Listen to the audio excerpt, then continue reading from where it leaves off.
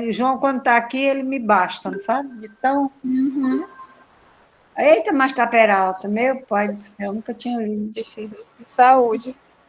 Minha irmã, ele agora pede comida, Pede comida? pede batata, batata. Ah, eu vou fritar batata para ele. Aí vai dormir, boa noite, parecendo gente. Muito sabido. Vou Menina, começar aqui. tá,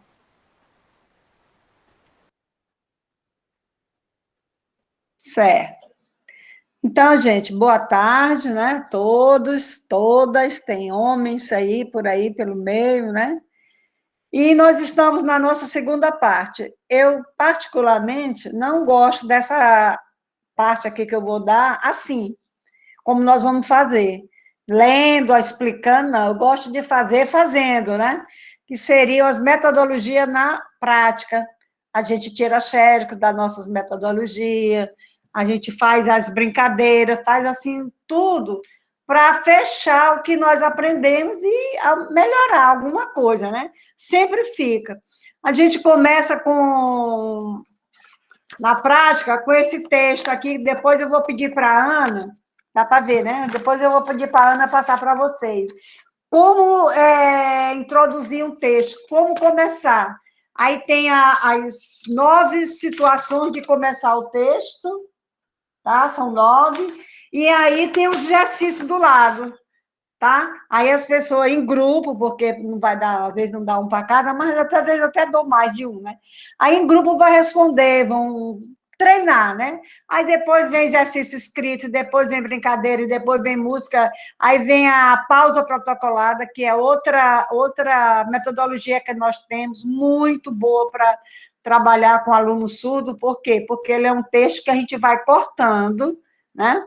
E vai parando ali, onde cortou, para, aí faz pergunta, eles vão dizendo, vão dando pista, e aí chama-se pausa protocolada. Também posso mandar depois no e-mail para vocês uma pausa protocolada. Nós temos 2 tipos, a infantil e a de adulto, assim, do ensino médio, sendo que qualquer texto a gente possa fazer, pode fazer essa pausa protocolada, desde que você saiba cortar ali o texto, interferir certinho. Onde, por exemplo, histórias que dão medo. Quando der o suspense, aí você separa. Aí você, o que será que aconteceu? Aí eles vão interagindo.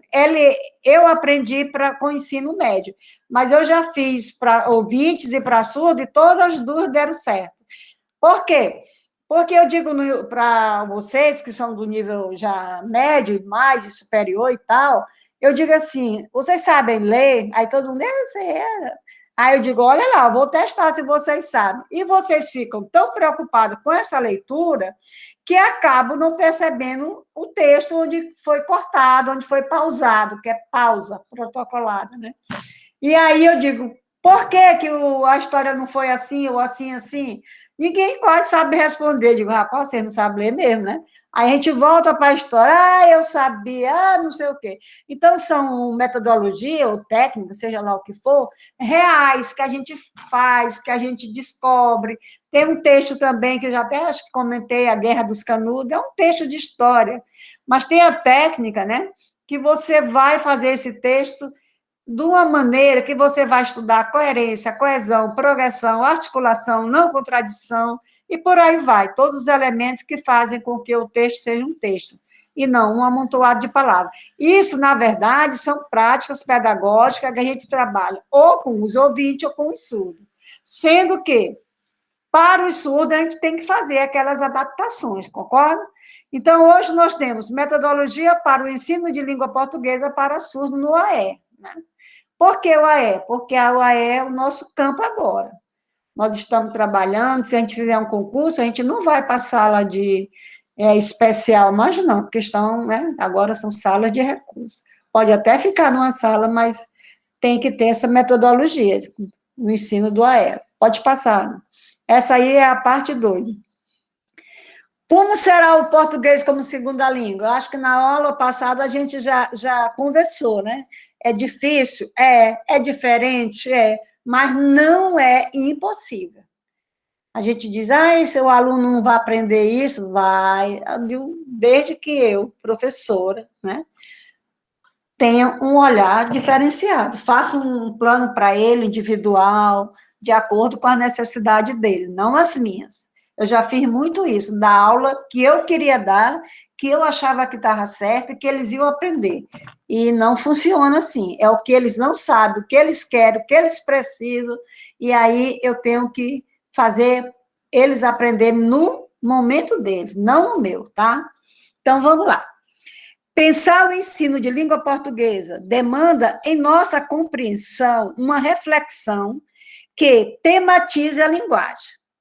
Afinal, é por meio desse instrumento que o indivíduo se constitui, interage com o mundo e, por via de consequência, insere-se na sociedade, daí a importância do conhecimento acerca desse importante artefato. Então, quando eu, professor de português ou de língua portuguesa, que é o meu caso, eu não sou professor de português, já fui, né? De gramática, pela gramática pura, que não gostava de erro, que não queria ouvir erro, que consertava os erros das pessoas, que dizia estar errado. Hoje eu estou mais maneira, mais dócil. Então, exatamente isso. Se eu separo língua de linguagem, aí eu dou só um exemplo. Ah, Libras não é a linguagem. Eu digo, não. Gente, eu não posso separar a língua de linguagem, não, nem de fala. Elas estão todas a serviço da comunicação. Porque quando eu me refiro à língua, é a gramática. Quando eu me refiro à linguagem, é o conjunto de gramática, de língua, é a linguagem verbal, não verbal, são os ícones, são os sinais. Isso tudo faz parte da linguagem. E tudo isso aí vai fazer parte de quem? Da comunicação.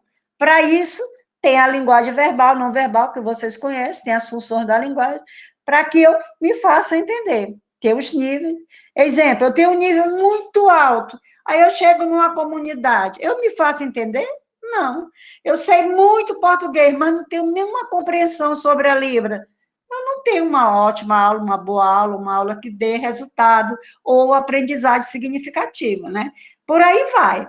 Então, é uma consequência se a gente tiver essa dicotomia entre língua, linguagem, fala. São coisas diferentes um pouco, mas elas estão ao mesmo serviço, que é o da comunicação. E eu posso fazer isso de quantas maneiras eu quiser, eu puder, e eu tiver ao meu alcance para eu me comunicar. Eu não posso ficar muda e calada, não. Tá. Importa registrar que, por esse entendimento sobre a linguagem, implica trabalhar não o ensino de palavras, tá? O vocabulário. Desculpa.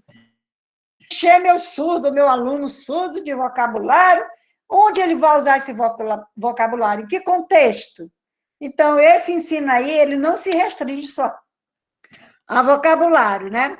Mas sim seus significados culturais e sociais, o que só é possível tendo em vista o contexto de uso.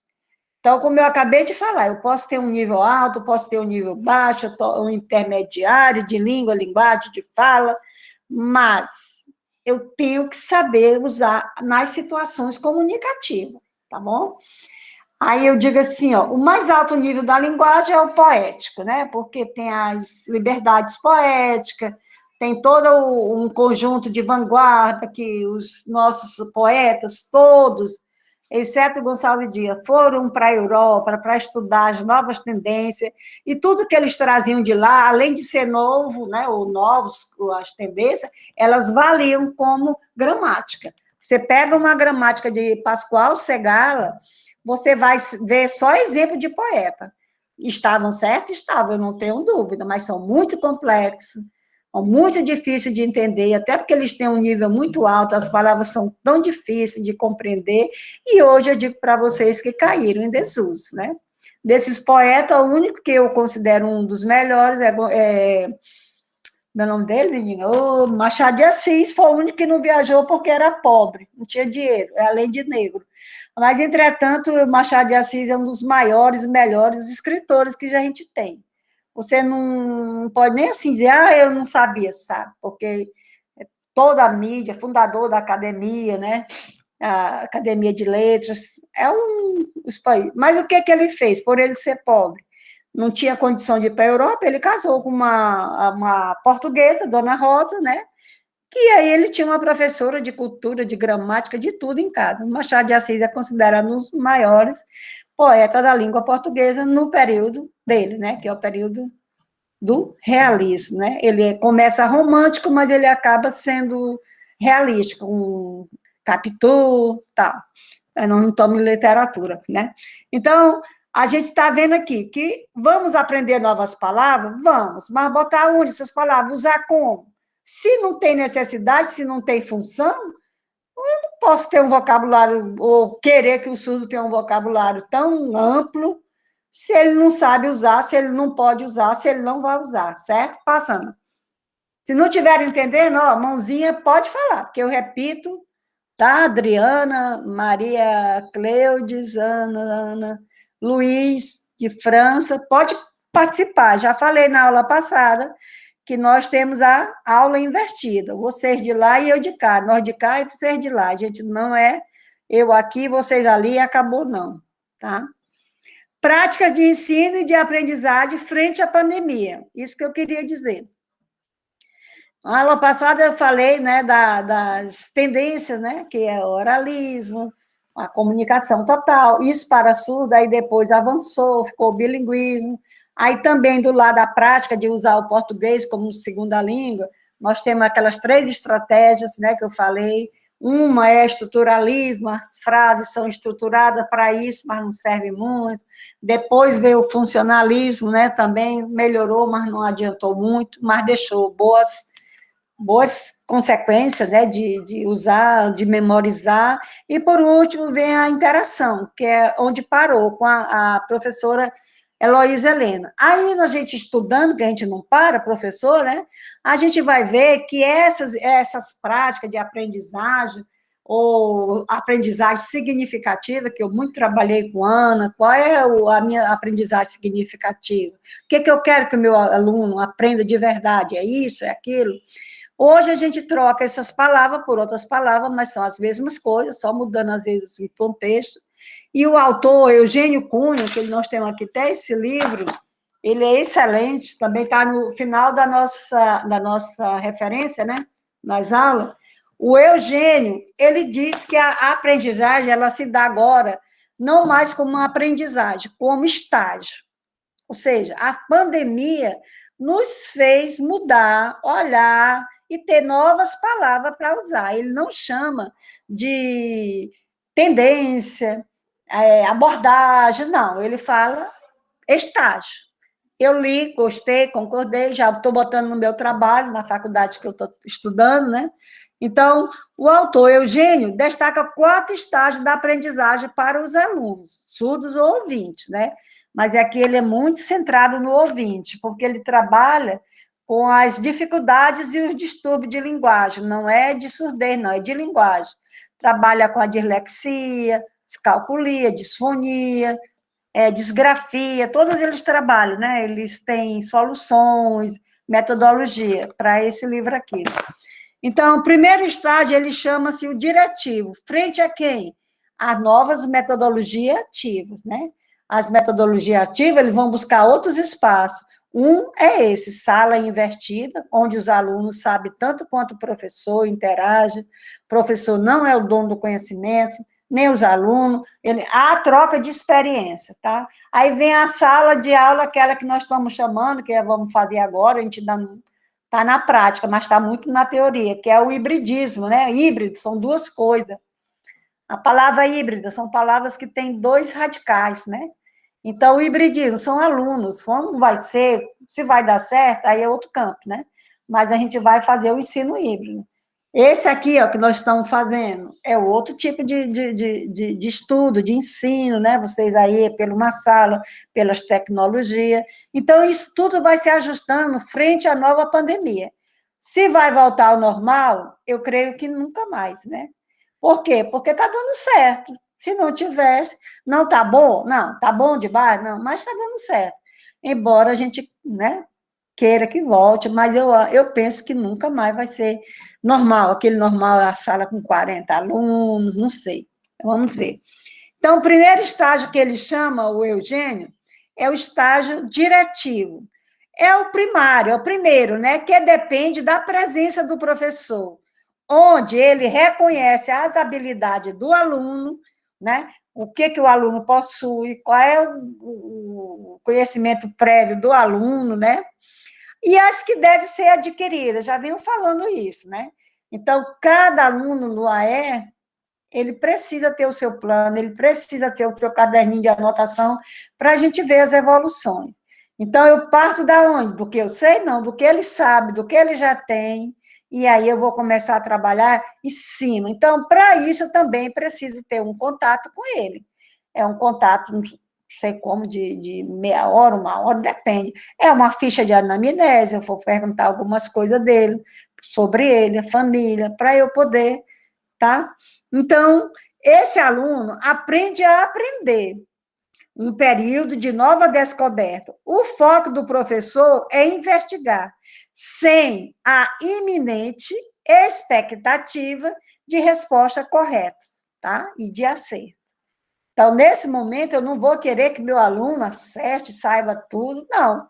Eu vou dar um olhar naquelas práticas que eu tenho, ver como ele é, como ele está, qual é o nível, através de questionário, através de teste, seja lá o que for. É o primeiro contato, né? Aí ele chama o segundo estágio, tá? Ele chama o estágio autônomo. Todos eles vão contribuir para a aprendizagem, tá? Nesse estágio, o aluno adquire a capacidade de aprender novas habilidades, por iniciativa nova, com o meu incentivo, com outros incentivos, ele vai aprender a adquirir novas habilidades.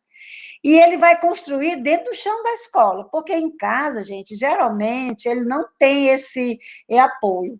Mas se ele tiver um celular hoje, um data show, um notebook, sei lá, qual for a coisa que ele tiver, ele já pode interagir, tá? Mas ele é construído exatamente com o professor, né? Orientando, vendo as necessidades, com o professor com os pais, conversando, e que são habilidades e competência, todo mundo sabe, né? É o bambambam aí das coisas, habilidade e competência. Eu misturo as duas, porque eu acho que tanto habilidade como competência é a mesma coisa. Eu tenho competência, eu sou hábil, eu tenho habilidade, eu sou competente, para mim não muda muito o sentido de habilidade e competência. Embora eu saiba diferenciar, porque o ensino exige, eu acho que quem é habilidoso é competente e vice-versa, mas não é o caso de vocês também concordarem, vocês podem não. Tá, então, nesse estágio autônomo, o aluno deseja aprender, ele absorve, ele vai em busca, né, e vai descobrir. Claro, toda pessoa que vai em busca de alguma coisa descobre, tá? Descobre alguma coisa. Esse estágio é o segundo para um aprendizado melhor, frente à pandemia. Vai, Ana, passa. Terceiro estágio, Anitta. Ana está dormindo. Ei, Ana, vem tomar café. O terceiro estágio criativo. Olha aí, o professor criativo é nota 10, está tirando. A aprendizagem criativa é uma experiência consciente e transformadora, tá? Não se restringe à influência sobre conceitos existentes, tá? Então, eu não sei se vocês têm essa noção. O que eu digo que é bom hoje, amanhã eu não sei se é bom. O que eu afirmava numa monografia em 97, 90, 2000, 2000 e tanto, não é a mesma coisa que hoje. Por quê? Porque os conhecimentos eles vão se transformando, né? A gente pensa que hoje é uma verdade, nesse criativo também, né? A influência sobre novos conceitos existentes, mas abarca modificações pelo incômodo às conquistas. Entenderam isso aí? A aprendizagem significativa é uma experiência consciente e transformadora. Tá, não se restringe à influência sobre conceitos existentes. Ah, a professora diz que isso. Eu discordo, eu concordo, eu refuto, fica a critério. Mas eu digo para vocês, o nosso aluno surdo, ele não tem esse nível de criticidade ainda, nem o ouvinte. Porque você vai para o ensino médio, vai para o fundamental, vai passando de nível em nível, e essa consciência crítica não se apresenta de maneira favorável, não.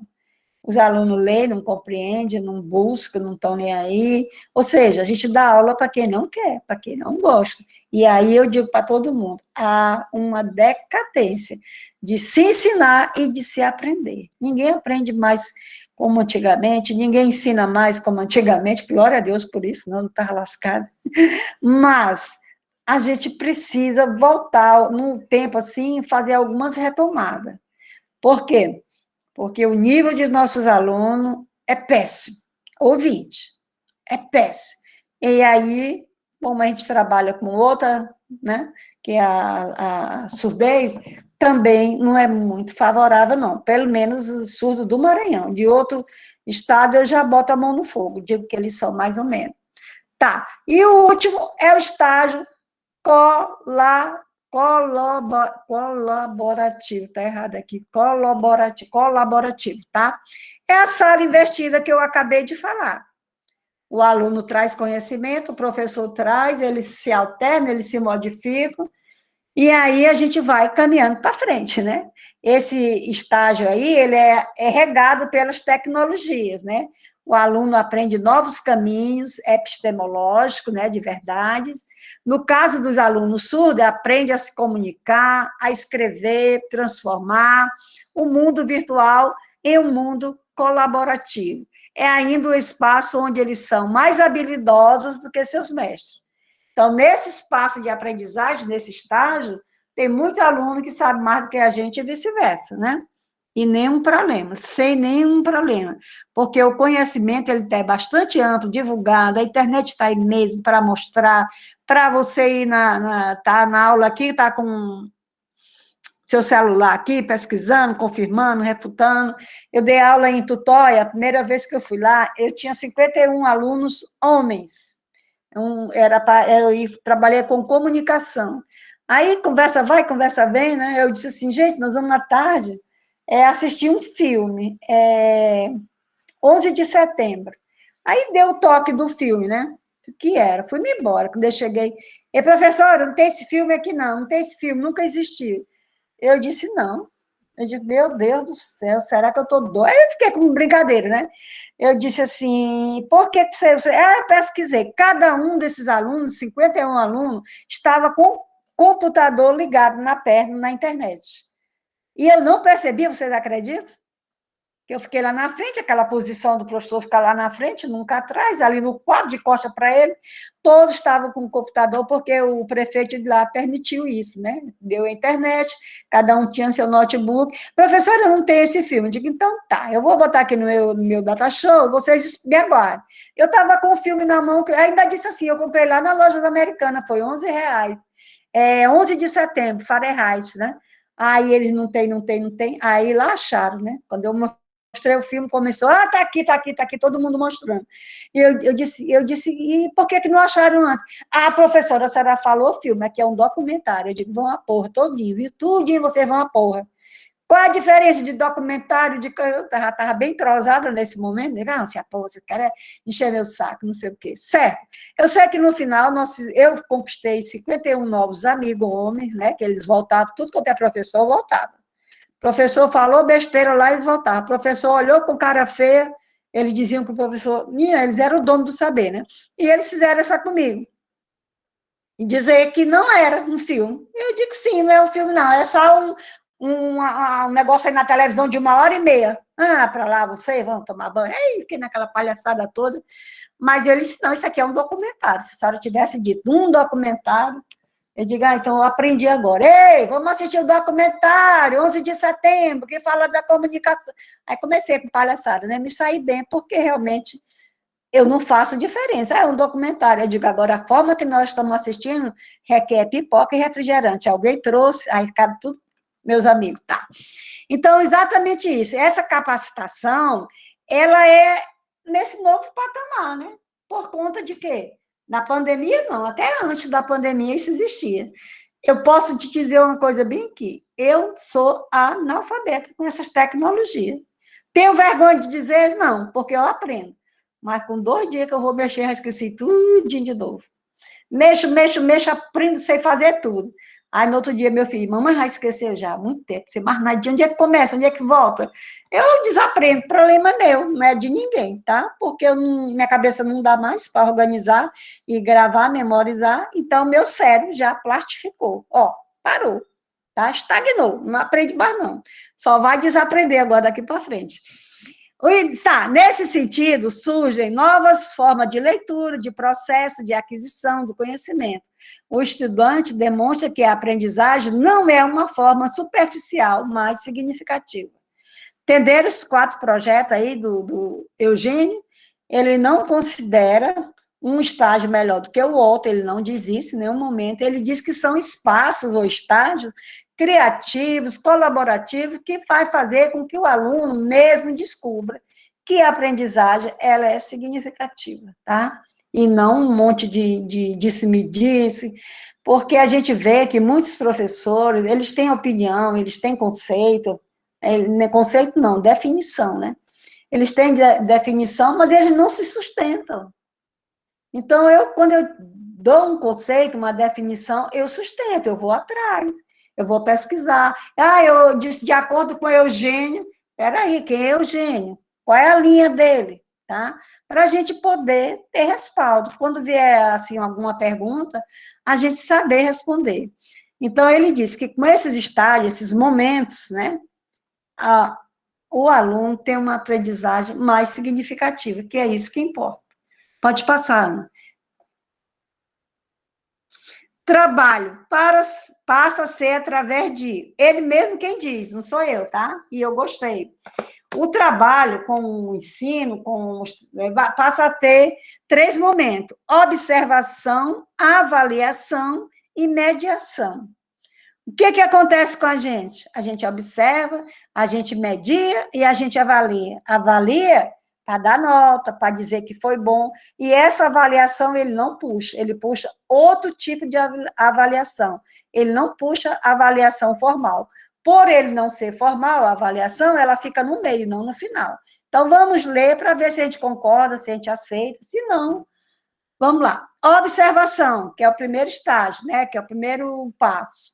O professor procura conhecer o aluno, consiste em perceber e registrar o que se vê, sem a preocupação inicial de interpretar dados. As 2 referências, elas se parecem, né? O professor analisa, olha, observa, e aí ele não quer, ele não conclui, ele não termina, ele fica na dele ali. Ele interpreta os dados, mas para ele, mas ele não vai chegar, meu aluno já é assim, assim, não, pelo amor de Deus. Vamos para avaliação, pelo professor Eugênio, e eu agora também estou assim. Não no sentido da formal, aquela que vai para o final, o aluno tirou 7 porque aprendeu isso, que desaprendeu. Não, não é essa avaliação. Em que se busca compreender como o aluno se comporta diante dos instrumentos de ensino, a aprendizagem, utilizada dela para traçar as estratégias. Ou seja, esse segundo momento, depois que eu observei, eu vou ver como esse aluno absorve as minhas informações, as aprendizagens, para ver, né, se esse plano aqui que eu tracei, plano A, o plano B, o plano C, vai dar certo. Qual que vai dar certo com esse aluno? Qual que ele vai precisar? Qual é que ele necessita?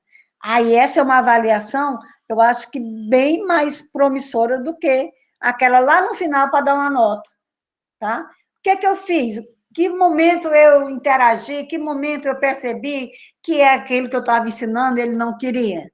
Então, nesse momento aí, que essa avaliação não formal, eu botaria informal, minha pessoal, entendeu? Aí, depois dessa minha informação que eu tenho sobre o que ele precisa aprender, como ele deve aprender, o que ele deve aprender, eu vou para a mediação. É o papel da prática pedagógica. Traça-se o processo dinâmico, né, e contínuo da aprendizagem. Busca-se criar elementos pertinentes, além de dialogar com os familiares, tá? Aí eu discordo dele. Eu ia lá na observação falar com a família, mas ele botou no final. Eu estou só lendo e estou dizendo quem é a fonte onde eu tirei, porque aí ele vai dialogar com os familiares, mas para mim, primeiro eu falava com os familiares, depois eu dialogava. Conversava lá, assim, dava assim um parecer, alguma, sei lá, não sei. Vou ver isso aí. Então, vocês acharam legal esses 3 passos que a gente tem que dar enquanto professor de sala de AE? Observar, avaliar, mediar, tá? São 3 passos bastante simples e muito eles se conectam com os estágios ali da aprendizagem, eles não são diferentes, tá? Pode passar, Anitta. Bora! A importância da Libra na constatação da interferência que ela impõe no desempenho da língua portuguesa. Isso aí é claro, né? O aluno que ele sabe a sua língua, né, a sua primeira língua mãe, língua materna, ele vai aprender a língua portuguesa melhor do que os alunos que não sabem Libra. Porque se tiver um sinal, digamos, que eles não sabem uma palavra, lá eu faço a palavra, eles não sabem, eu vou na língua portuguesa, eu vou na Libras, eu vou arranjar um jeito, eu vou perguntar para alguém o que significa, como significa, para melhorar. Então, se eu tenho a língua portuguesa para ensinar, e ele sabe aquela palavra, aquele vocábulo em Libras, eu vou dizer, ó, o sinal é esse, tal, em pé, pular, eu faço alguma coisa para eu descobrir, daí ele também. Então, é importante, sim. Como eu disse na aula passada, né, que, ao mesmo tempo que é importante o aluno saber a Libras para aprender o português, a gente não vê bons resultados, não. Ele sabe a Libras dele, mas ele não sabe muito aprender o português, ele não aprende muito. Por quê? Porque considera a língua difícil, porque é muito difícil, porque ele não sabe não sei o quê, porque eles dão a desculpa dele. É necessário? É, mas a gente não vê uma autonomia deles, não, de aluno surdo. Eu digo isso porque eu acompanho lá dos primeiros momentos até a faculdade, a gente vai vendo que eles não têm os alunos daqui, dos surdos daqui, porque os surdos de fora, eles botam eu lá no chinelo. Os alunos de Santa Catarina têm uma consciência crítica, fonológica, tudo eles têm. Escreve bem, falam bem direitinho, apresenta slides 1000%, não tem erro, não tem nada. Sabe se defender, tem ponto de vista, sabe mesmo. Escrevem bem, né? Os daqui, eles tropeçam muito na Libras e na língua portuguesa, né? O significado social da surdez está intimamente ligado à linguagem, à ausência dela, né? Então, o surdo, se ele não usar as mãos, estiver no ônibus, em qualquer lugar, ninguém percebe que ele é surdo. Só percebe quando a gente fala com ele, que ele às vezes diz que é surdo, ou ele usa Libras, as mãos, né? Mas isso aí é só social, porque ele é capaz de tudo, de aprender, de viver normalmente, tá? Então, hoje, apesar da Libra ser uma minoria linguística, hoje a gente já tem, hoje eu digo a gente não, mas eu falo assim a sociedade, né? Não posso dizer, a sociedade já tem um olhar mais assim para o surdo do que antigamente. E se ver a trajetória, você vai ver que eles eram amarrados, que eles eram proibidos de falar. Hoje não, tem uma aceitação melhor, né? O humanismo está prevalecendo, tá? A gente é mais humano, o povo, a sociedade, até o governo, né? Quando ele oficializa a Libras, estão prestigiados com a Libra sendo uma língua oficial para eles, não do Brasil, mas para eles, né? E eu ainda tive a incapacidade de dizer que o Brasil tinha 2 línguas oficiais, aí depois eu fui estudar, fala, Nossa Senhora, que mentira eu estou dizendo aqui para meus colegas, mas não é não, o Brasil só tem uma língua oficial, ele é unilíngue, porque a Libras é oficial para os surdos, tá? Ele é de prestígio, tudo para ele, como a língua portuguesa é para nós, tá bom? E onde é que eu fiquei? O significado e a surdez estão ligados apenas, né, à ausência, mas os princípios são os mesmos, apenas foram ativados de outra forma, né? Os olhos dele, que são os ouvidos, eles olham, eles percebem, tá? Melhor do que muita gente que é ouvinte com os olhos, né? Eles percebem mesmo, eles veem tudo, até o que não deve. A literatura a respeito da aquisição, do aprendizagem de línguas, ó, presta atenção, a literatura embora muito rica, não é muito conhecida e estudada pelos professores. Que é isso? Estou falando de todos, estou falando até de mim mesma. O que acontece? A pessoa se forma, tem uma graduaçãozinha ali, se acha o bambambam, sai aí atacando aí. A pessoa tem uma formação que não é de línguas, né? De Libras, de letras, e aí sai atacando aí, a Libras não é a linguagem, a Libras não é isso, a Libras é não sei o quê, a Libras... Isso como não sei nem te dizer o que é falta de respeito mesmo. Por quê? Porque não se aprofundou, não estudou. Tem gente que é da área da pedagogia, não tem nada contra, mas aí quer dar uma aula sobre Bakhtin. Gente, é impossível você dar uma aula de Bakhtin, de Vygotsky, se você não for de letra ou não tiver um estudo muito aprofundado, tá? Porque quando eu falo como é que dá o nome? De Praga, quando eles se reuniram em Praga, lá na época, para combinar algumas coisas, né? Para dizer que a língua tem convenções, tem iconicidade, tem arbitrariedade, essas coisas tudinho. Cada um desses autores, filósofos, eles vão para um campo e cada um tem as teorias. Aí nós temos Vygotsky, nós temos Chomsky, nós temos Bakhtin, nós temos Piaget, nós temos não sei o quê, todo mundo dando contribuição da língua e da linguagem. A mente, né? Todo mundo quer interferir, todo mundo sabe, todo mundo deu contribuição. Vygotsky é nosso parceiro, Chomsky é nosso parceiro sobre língua e linguagem. E aí, eu não sou da área, eu não tenho conhecimento, aí eu saio por aí interpretando a Libras, porque eu sei o vocabulário de Libras, sei tudo, sabe nada. Sabe alguns vocábulos, sabe às vezes nem interpretar direito, tá? Não estou falando dos nossos intérpretes do CAIS, eles são mil, alguns intérpretes que a gente vê por aí. Então, a leitura, ela é rica, mas os professores não são acomodados, ou estão com uma graduação tão bom demais, já tenho minha pós, já ganho 15%, vou querer um mestrado, lá vou querer um doutorado, tá? Muitos pensam assim, e são pobres. Pobre de estudo, porque pararam no tempo e as coisas vão avançando. Há uma inadequação de propostas utilizadas pelo professor, que certamente coloca a falha no aluno. Olha aí o que eu venho dizendo. O professor vai mal das pernas, tem a superficialidade dos conhecimentos, e aí sai atacando, dizendo que a falha está no surdo, né? E que não vê nele, não vê a falha dele, não. Então, coloca a falha no aluno, no caso surdo, vê-se, portanto, a ineficácia usada por uma grande maioria, tá? Eu não estou dizendo com todos, tem professor, sim, comprometido, estudiosos, tá? E professor que estão com doutorado, o Cais é um exemplo. Quando o Cais começou, hoje ele tem, não tinha ninguém doutor, hoje ele tem, parece que 7 doutores que estão próximos dele, que, né, tem uns 5 mestres, por aí, especialistas todos são, então as pessoas vão buscar, estão indo buscar, e não estão ficando atrás, não. Então, vamos lá. A Libras, como ainda não foi descrita, e por se tratar de uma minoria linguística, ela segue desprestigiada pelos ouvintes e por uma grande parte dos surdos. Os surdos não quer falar em Libras, não gosta, tem vergonha. Os ouvintes acham que são surdos, não vão para frente. O que esses alunos estão fazendo aí? Esses alunos não vão dar em nada.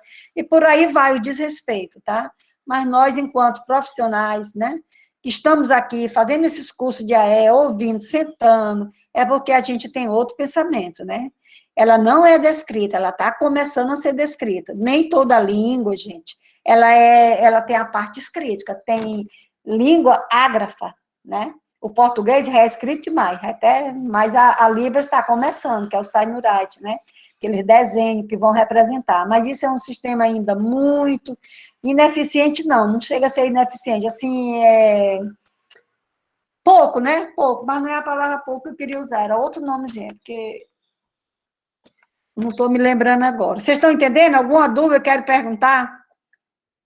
Estão tudo calado, depois vou me ferrar no final.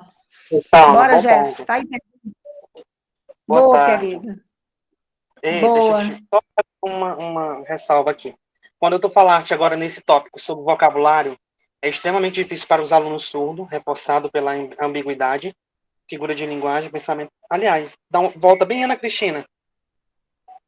Volta aí, Anitta. Isso, A bem aqui. Libras. Isso, a Libras, como ainda não foi descrita, e por se tratar de uma minoria linguística, segue desprestigiada pelos ouvintes e por grande parte do surdos. No caso, ela hoje é desprestigiada, e eu creio que por isso a educação queira botar, né, colocar o ensino da Libras como uma língua obrigatória. Deveria-se também se trazer isso, não só no ensino superior, e sim, por que não no ensino médio? Por que não buscar isso para o ensino médio? Né? Para desmistificar esse desprestígio da língua de sinais. Certo. Exatamente, eu nem coloquei isso, mas foi pertinente a sua fala. Por quê?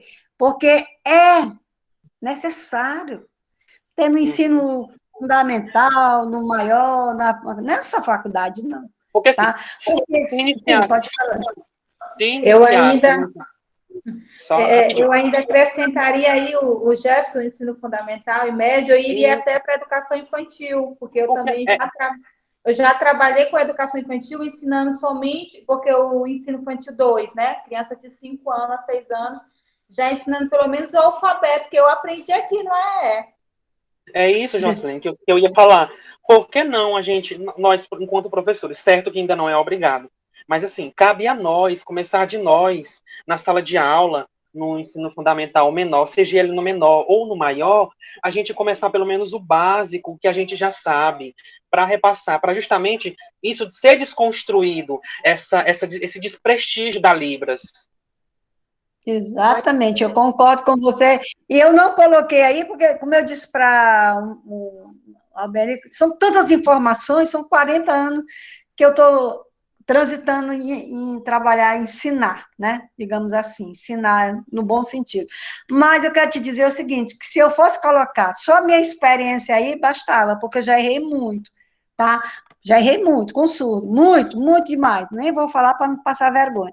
Mas o que eu quero te dizer é exatamente isso. O que eu chamei a atenção aqui? Ela segue ainda, ó, ainda botei aí, ó, aí, como ainda. Então, quando eu digo ainda, é porque eu tenho esperança que ela venha ser parte do nosso currículo, tem projeto para isso, né?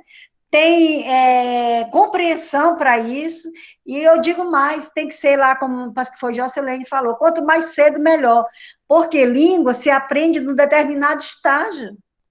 Para você aprender uma língua, segundo alguns autistas, olha como eu estou com a cabeça do João, alguns linguísticos, ela tem que ser de 0 a 36 meses, para você adquirir uma língua.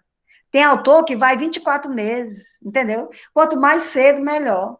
Porque depois, para aprender uma língua, é outra coisa, mas adquirir é outra coisa. Então, muita gente faz confusão. Adquirir a Libra. Você não adquire Libras com 5 anos, você aprende. Você só adquire a Libras ou qualquer outra língua, português, francês, italiano, com 36 meses para baixo. Aí é a aquisição. Está entendendo isso? Mas há muitos autores dizem, muitos autores, professor, o aluno, vocês mesmos, vão adquirir a Libras. E vocês têm 5 anos, 4 anos, 3 anos, 2 anos, porque o período de aquisição, ele é muito precoce. Não sei, a Eulália, bem aqui, ó. A Eulália, ela diz assim, a aquisição é a fala. Não é. A aquisição é você começar, é mental, a amarrar o seu cadastro, você enquanto criança. São processos de aquisição, não de fala, lógico, mas de gesto, de atitude, que vão o quê? Mexer com o pensamento, com a linguagem, mais tarde. Mas ele tem processo mental para amarrar o cadastro, para lanchar, para construir, como eu disse na aula passada, o João, ele mete os pezinhos tortos, ali o chinelo, mas ele fica incomodado, ele volta, sem ninguém dizer para ele, ei, precisa trocar. Ele troca o sapatinho, ele bota o esquerdo, e aí ele troca. Por quê? Porque incomoda o sapato errado, né? E aí, às vezes, eu seguro a mãozinha dele, ele é autista, né? E ele troca. Por quê? Porque é um processo mental, é aquisição, ele está na fase de adquirir. Mas depois de 5 anos, 6 anos, o surdo, ele não é bilíngue, ele só é bilíngue se ele adquirir a língua. ele é diglota, triglota, poliglota. Isso aí eu te digo com todos os meus estudos. Mas, como nós não temos uma palavra para tudo quanto é coisa na língua portuguesa, como eu digo, perna de meio, cabeça de cebola, céu da boca, eu digo bilinguismo para quem fala duas línguas. Mas o bilinguismo social é esse. Mas o bilinguismo de aquisição é outro. Adquire-se uma língua até 0,24 ou até adquire. Aprende-se uma língua por qualquer idade, tá? E aí, quando eu aprendo, eu sou diglota, triglota. Quando eu adquiro, eu sou bilíngue, trilíngue. É uma diferença que, para mim, hoje não causa prejuízo, não, mas me incomoda, entendeu? Ah, o aluno é bilíngue. Tá bom, eu aceito. Por quê? Doutora Helena, a dona do livro Português para Surdo, me diga que bilinguismo eu aprendi, eu estudei, a minha vida toda é isso. Ela, Salma, bilinguismo mudou. Esse bilinguismo que a gente fala, ele é o social. Do surdo adquirir, não, do surdo aprender. Mas, como os outros também não sabem, a gente vai estar brigando com todo mundo, eita, não está adquirindo, está aprendendo, eita, está aprendendo. Tu está entendendo? A gente quer coisa, eu defendo o bilinguismo, né? Não sei se social que está aí, o bilinguismo de aprender, não, de adquirir. O de aprender social. Entenderam isso? Mas é uma questão, gente, que eu nem gosto muito de falar, porque isso dá uma polêmica. Tem gente que diz assim, ah, tu não sabe Libra, o que tu faz no CAIS? Eu não sei muito Libras, eu esqueço os sinais. Agora, pode falar o que quiser que eu compreendo, eu sei se está bom, se tem um texto bom, eu sei as frases, a colocação pronominal, tudo eu sei da Libras, porque eu sei que é uma língua, eu estudei a Libra. Eu não sei os sinais, que eu aprendo e esqueço. Esquece tudo, esquece. Agora, eu digo para todo mundo, os sinais de mental é na cabeça, aprender, né? O de sentimento é aqui, a parte do corpo. Então, isso aí eu vou descobrindo por mim mesma, mas eu não quero fazer estudo sobre isso, nem falar, mas eu vou descobrindo, digo, ó, tudo quanto é sinal de mental é aqui pela cabeça, aprender, pessoa, aí do coração, sentimento, amor, filho, aí eu digo, eita, aí eu é longe, mas eu não estudei mais não, só parei. Então tá, então essa aquisição, ela é necessária, por quê? Porque ela se faz desde o primeiro estágio, primeiro sinal, o surdo, ele tem aquisição, viu? Ele tem a balbuciar, porque ele balbucia, a querer fazer um sinal, ou um gesto pedindo água, ou seja lá, isso tudo é aquisição. Só que a aquisição que eles levam em consideração é a fala, tá? E na fala, a dicotomia, em bilinguismo social e o bilinguismo pelo bilinguismo. E ninguém defende isso porque não quer, ou porque não sabe, ou porque não gosta, não está afim. Vocês entenderam? Mas tudo que eu processo antes dos 36 meses, surdo ouvinte, só que o ouvinte ele vai falar, porque ele tem uma gramática, ele ouve, ele está ouvindo, ele tem um canal, né? Então, ele vai fazer a aquisição pela linguagem, o surdo, não. Vamos lá, se tiver dúvida, pode perguntar. Quanto mais cedo a exposição a uma língua, mais aprendizado, tá? Muito bem, língua professora. E linguagem... Oi, fale. Não, eu ia só acrescentar mesmo que esse tema aí é muito interessante. Eu iria só acrescentar que esse tema é muito interessante, até porque o professor, né, o docente, seja lá como for, ele precisa estar buscando novos conceitos, ele precisa estar interagindo, ele precisa conhecer um pouco mais para poder passar em sala de aula. E o que o Jefferson falou é extremamente importante. Eu trabalho com a educação infantil e trabalhei sim dessa forma. Um pouquinho que eu aprendi aqui com vocês, com professores anteriores, eu estou repassando para os meus alunos, entendeu? Isso é muito importante mesmo, desde cedo, fazer essa inserção de Libra nas escolas. Não só nos municípios, mas também nos estados particulares, em qualquer situação. O município ele já está na frente do Estado, né, nessa intervenção, porque nós já temos uma escola bilíngue ali perto do CAIS, ali na Alemanha, né? Tem a Erlene, que é uma professora excelente, sabe Libras, sabe português, né? Muito também. Então, a gente já tem, assim, já tem surdo trabalhando com esse bilinguismo social, né? De aprendizagem de duas línguas. Porque, olha, por mais que ele queira, ele vai ser exposto na língua portuguesa. Aí eu digo assim, enquanto professora, eu não vou ensinar piada para o surdo. Eu não vou ensinar aquele negócio que das estradas, como é o nome? Provérbios. Ensina, minha gente, vamos ensinar. Não vou ensinar a linguagem figurada, vamos falar que tem, tá? Por quê? Porque se faz necessário, ele vai ver tudo escrito em português, ele vai ter dúvida, ele vai querer aprender também, por que não? Então, aqui, ó, língua e linguagem, como eu já falei, estão intimamente ligadas, num projeto macro que é o da comunicação. Então, se disserem assim, quando dizem para mim, a Libras não é uma linguagem, é uma língua. Eu digo, qual a diferença? Não vejo diferença. Ela é uma língua, sim, porque ela tem uma gramática. Aí que falta o conhecimento do professor, porque ela tem uma gramática própria, né? Diferente da língua portuguesa. Ela é uma língua sintética, diferente da portuguesa, que é complexa, que é uma língua sintética. É uma língua que não tem as 10 classes gramaticais, né? Que são menores, são menos classes, o artigo, a preposição, não existe na Libras, tá? Então, é complicado. E a linguagem verbal? E os sinais? E os ícones? Estão aonde? É linguagem isso, não é língua, não. Os símbolos, né? Ícone, casa, e é um ícone, isso é um símbolo. Isso aqui não está escrito casa, não. Não tem C-A-S, não. Está entendendo? É uma linguagem não verbal. Então, eu não posso que é uma língua não verbal. Eu nunca ouvi dizer isso. Aqui, ó, o ícone é uma linguagem, é uma língua não verbal. Nunca vi. É linguagem. Então, língua e linguagem, elas se complementam. E fala também, porque a fala é o resultado dessa junção, assim, dessa união. A fala, ela é individual. A língua, ela é coletiva. A linguagem é coletiva, todo mundo, tá? A fala, ela diz o meu nível.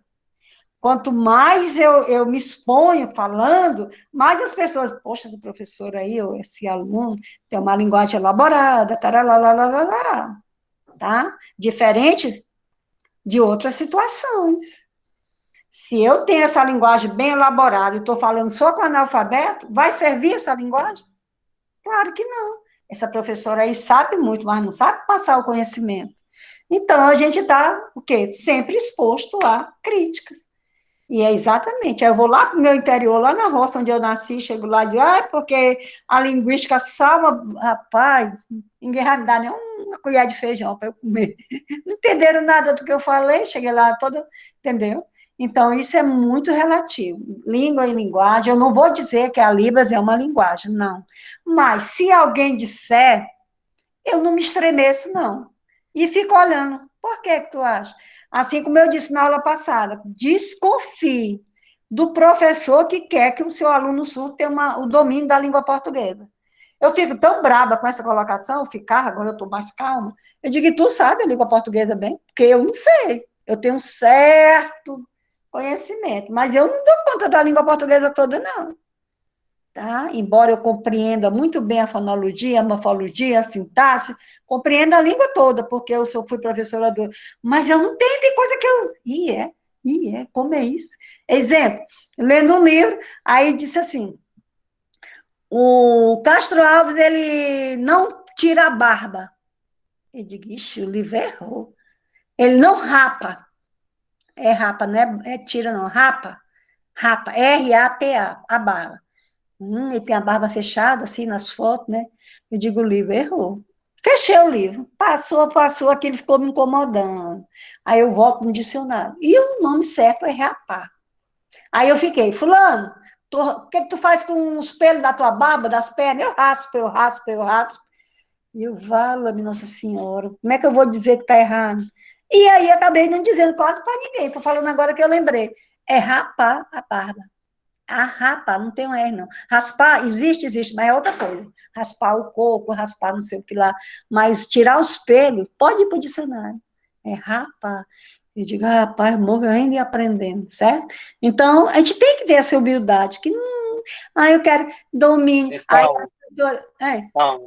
Nós, ouvintes, cada dia a gente se depara com uma situação diferente da língua portuguesa.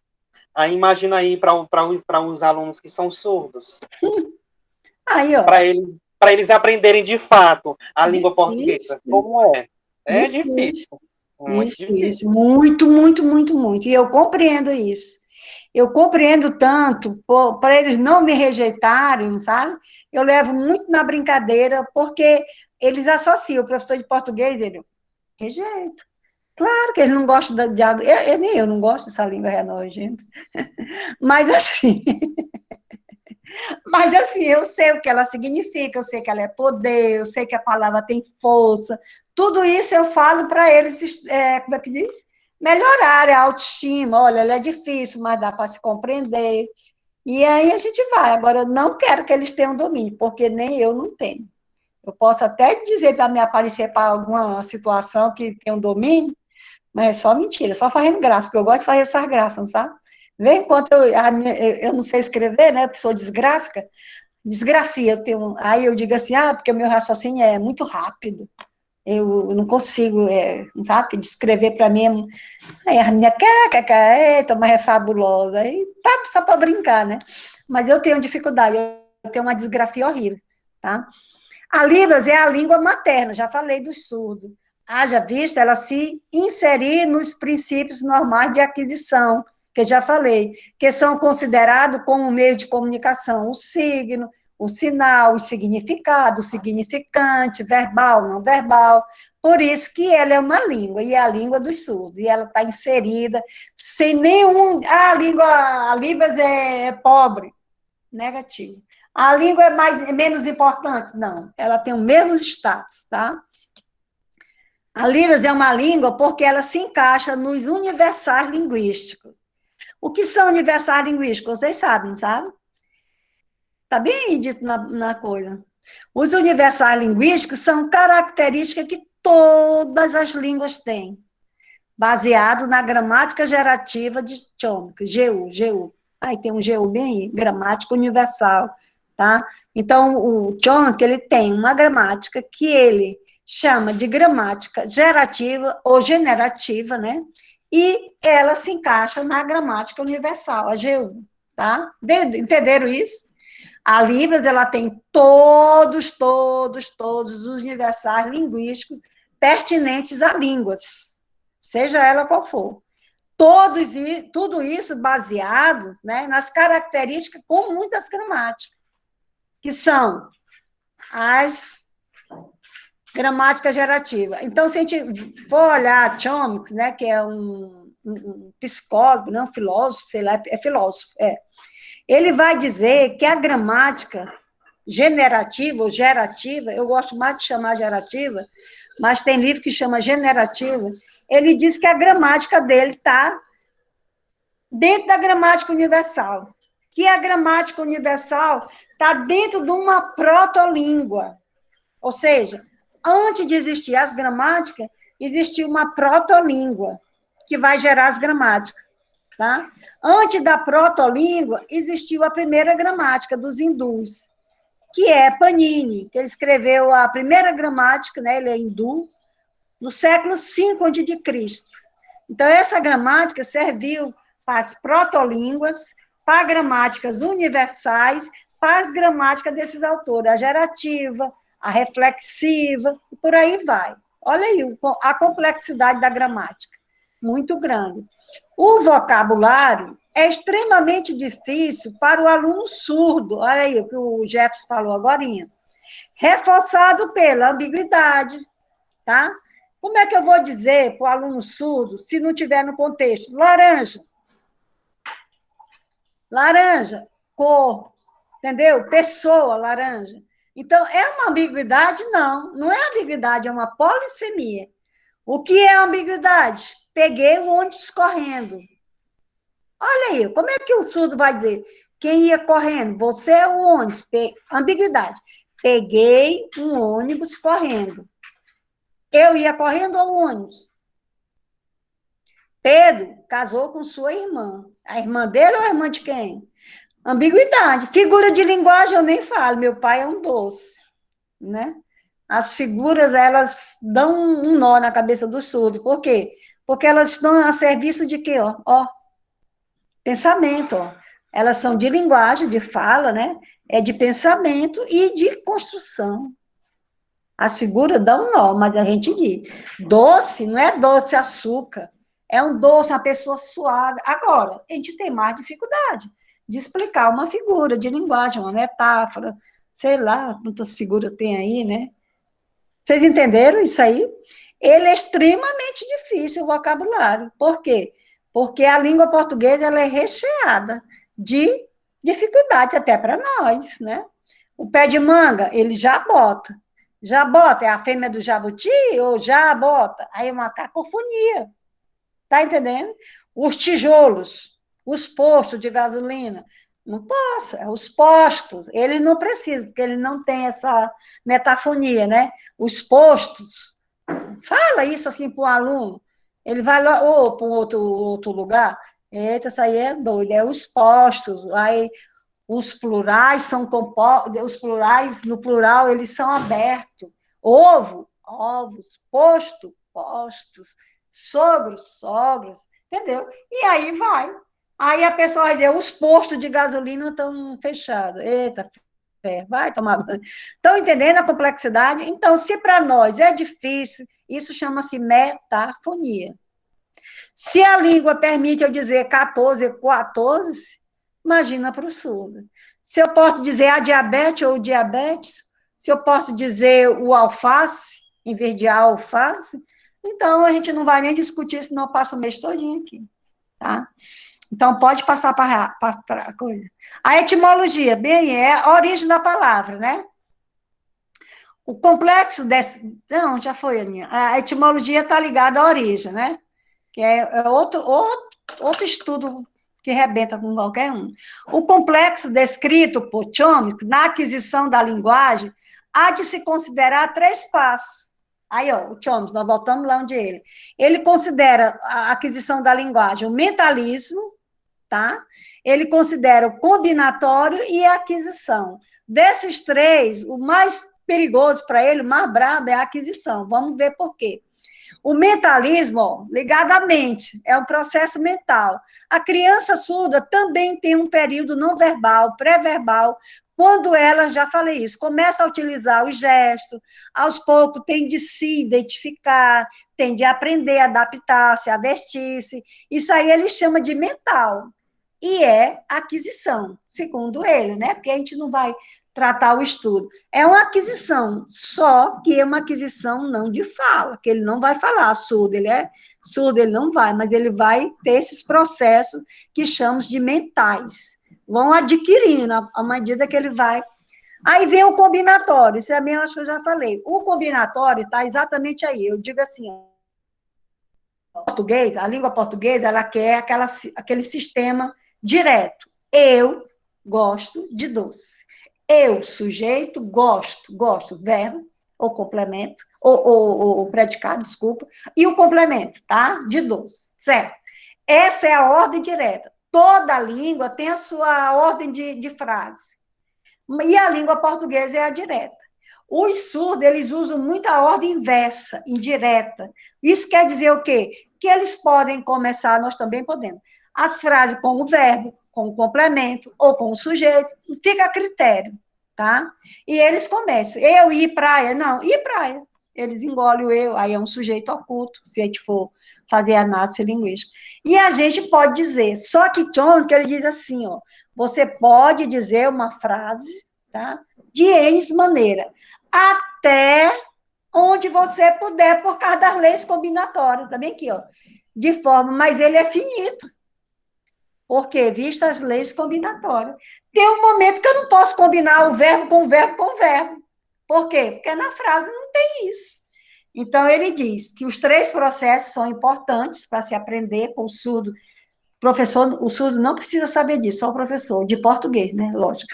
Ele tem um processo mentais, que é onde ele vai aos poucos adquirindo aqueles... Tá? O combinatório, porque eu posso dizer uma frase de N maneira, mas eu posso dizer até o meu limite por causa das leis que combinam. Isso aí, lei combinatória, está lá na sintaxe. E a aquisição, onde ele vai lá, o Chomsky, viu? É o mais complexo, onde está o vocabulário, pois pesquisas mostram um despreparo para a leitura e compreensão de texto. Os surdos, né, eles confundem muitas vezes as palavras, por causa da memorização. Eles confundem com outra palavra que já conhece. Exemplo, uniforme por informe. Os informes educados, aí eles pensam que é uniforme, farda. Eles podem, não estou dizendo que eles estão fazendo, gente, aqui é só um exemplo. Eles podem deturpar essa coisa, tá? Então, ele muda o sentido da frase, às vezes, de todo o texto. Por conta de quê? Da aquisição do vocabulário. É onde está o vocabulário, é na aquisição, tá? E aí, vocês entenderam essas leis combinatórias? Você pode dizer várias frases de várias maneiras, aliás, uma frase de várias maneiras, entretanto, tem um limite. Ele não é infinito, ele é finito, aquela combinação. Porque a lei da sintaxe, ela é perversa. Ela é muito perversa, a gente vai ver lá na frente. As leis da sintaxe, né? Da pragmática, da semântica, tudo são importantes. Tá, vamos lá. Passa, Anitta. Enquanto ela passa, eu vou pegar só uma aguinha aqui, tá? Só um copo com água. Ai. Certo. Volta aí, Ana. E Ana?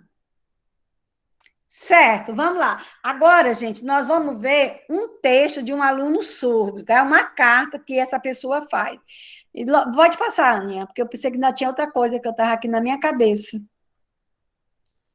Sim. Olá, Samara. Como você está? É um surdo falando, não sou eu. Tem erro aí, não é de digitação, tá? Lamentável, mas estou dificuldade.